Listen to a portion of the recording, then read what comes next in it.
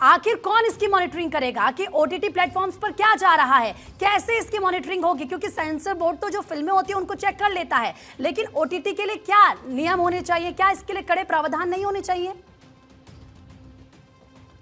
सही कह रही हैं आप प्रीति जी, नियम होने चाहिए और नियम बनाए भी गए हैं। मैं खुद सेंसर बोर्ड की मेंबर हूँ, इसलिए मैं कह सकती हूँ अगर शायद ये मूवी अगर हमारे पास सेंसर बोर्ड के पास आई होती तो हम इसके अंदर जरूर अपनी तरफ से अब लगाते, चेंजेस करवाते, चाहे उससे हम उसके अंदर हमें जस्टिफिकेशन देनी पड़ती या चाहे हम उसमें डिटेल्स लिखते कि असली नाम इन लोगों के ये थे, जो कि हमेशा होता भी आया है, पहले से भी होता आया है जितनी भी इस तरीके की मूवी रही है।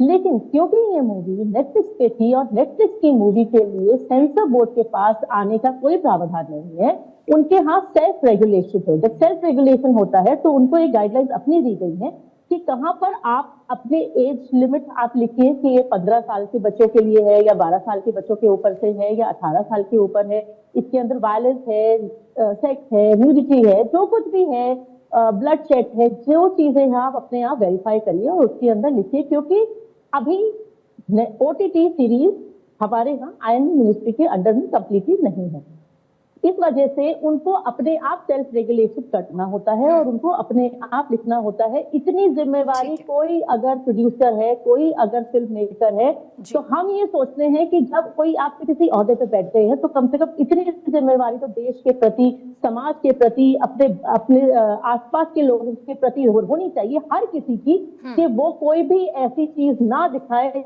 जिसमें किसी की भी भावना आहत हो। और रही बात हमारी विपक्ष की, जिस तरह से विपक्ष इस बात को सपोर्ट कर रहा है, तो ये वही विपक्ष है जिन्होंने एक्सीडेंटल प्राइम मिनिस्टर एक मूवी आई थी जिसके अंदर बिल्कुल फैक्ट दिखाए गए थे, उसके ऊपर कितना शोर मचाया था, उस मूवी के ऊपर कितनी ज्यादा हाइटोर मचाई गई थी, नहीं दिखाई जाएगी, नहीं स्क्रीनिंग होगी, नहीं रिलीज होनी चाहिए। क्या उसके अंदर फैक्ट नहीं थे? अगर ये फैक्ट दुहाई दे रहे हैं यहाँ पर इस मूवी के लिए कि अनुभव सिन्हा ने फैक्ट दिखाया, तो क्या एक्सीडेंटल प्राइम मिनिस्टर में फैक्ट नहीं दिखाए गए थे? एक्सीडेंटल प्राइम मिनिस्टर में भी बिल्कुल वही चीज दिखाई गई थी जो एक्चुअली हुई थी।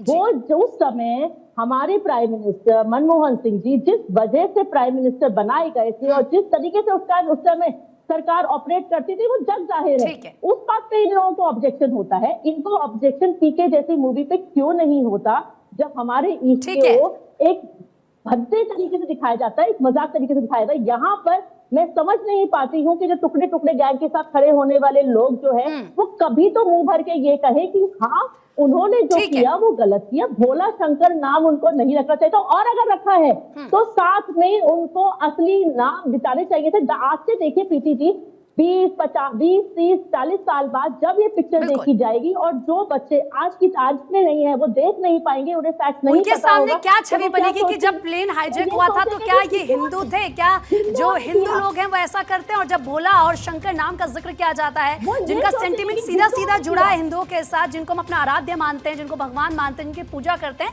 तो जाहिर सी बात है कई सवाल इसको लेकर खड़े होंगे कि ऐसे नामों का इस्तेमाल क्यों किया गया।